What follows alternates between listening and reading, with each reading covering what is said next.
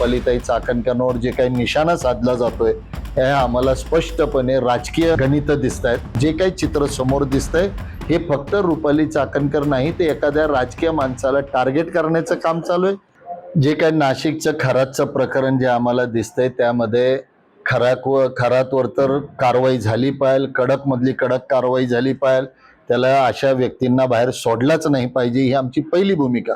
पण खरातला बाजूला ठेवून आपण महिला आयोगाच्या अध्यक्ष रुपालीताई चाकणकरांवर जे काही निशाणा साधला जातोय हे आम्हाला स्पष्टपणे राजकीय गणित दिसत आहेत।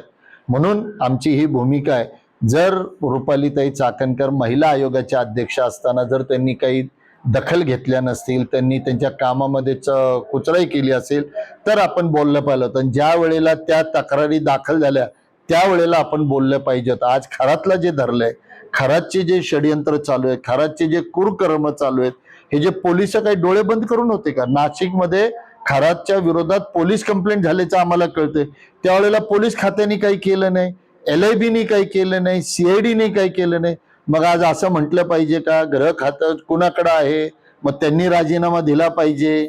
म्हणून आमचं म्हणणं ह्याच्यामध्ये राजकारण करता कामा नये।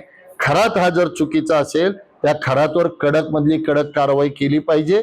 म्हणून आमचं म्हणणं आहे की रुपालीताई चाकणकरला त्यांच्या कार्यकाळामध्ये कुणालाही राजकारणामधनं अशा पद्धतीने बदनाम करून राजकारणामधनं उठू नये, एवढी आमची भूमिका आहे।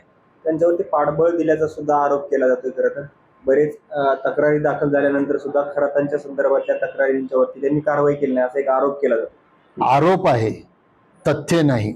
मग आरोप ज्या वेळेला आपण करता तर ज्या वेळेला त्यांच्याकडे ही तक्रार दाखल झाली आणि त्यांनी त्याच्यावर ऍक्शन घेतली नाही, मग त्यावेळेला तुम्ही आंदोलन का नाही केलं?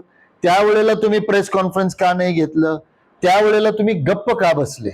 म्हणून आमचं म्हणणं आहे की आणि आज तुम्ही जे खरे ह्याच्यामध्ये सूत्रधार आहेत ते जे काय पोलीस खातं, त्यांनी कोट्यावधीचे जमिनी खरेदी केल्याचे 7-12 उतारे सुद्धा आम्ही पाहिले। पोलीस खातं, महसूल खातं सगळेच गप्प आहेत।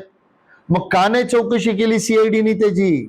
का नाही? आणि मग जर तुम्ही चौकशी केली नाही, तुम्ही त्यांना पाठीशी जर घातलं असेल, पोलीस कंप्लेंट हो सुद्धा, मग ते खातं गृह खातं त्याला जबाबदार आहे, गृहमंत्री त्याला जबाबदार आहे।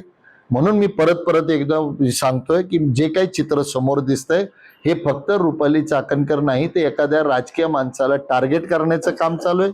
माझी एवढीच भूमिका आहे आमची की कुणालाही राजकारणामध्ये अशा पद्धतीने बदनाम करून आपण घालू नये। काँग्रेसने हे सोसलेले, दुसरे कुणी सोसू नये, हेच आमचे विषय।